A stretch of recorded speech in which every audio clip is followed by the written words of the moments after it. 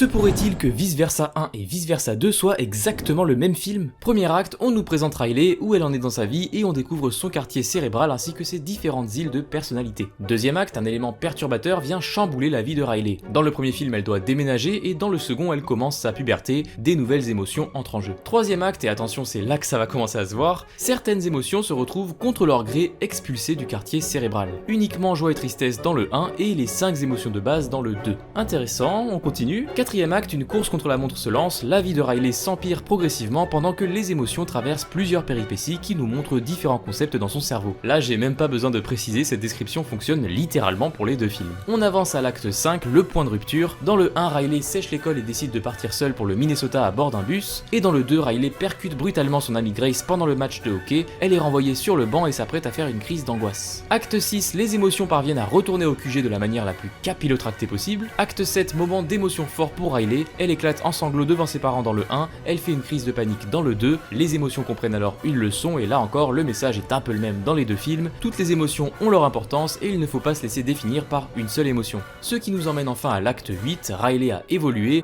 dans le 1 on la retrouve un an plus tard alors qu'elle embrasse sa nouvelle vie à San Francisco, et dans le 2 elle conserve son amitié avec les Firehawks tout en s'étant réconciliée avec ses meilleurs amis.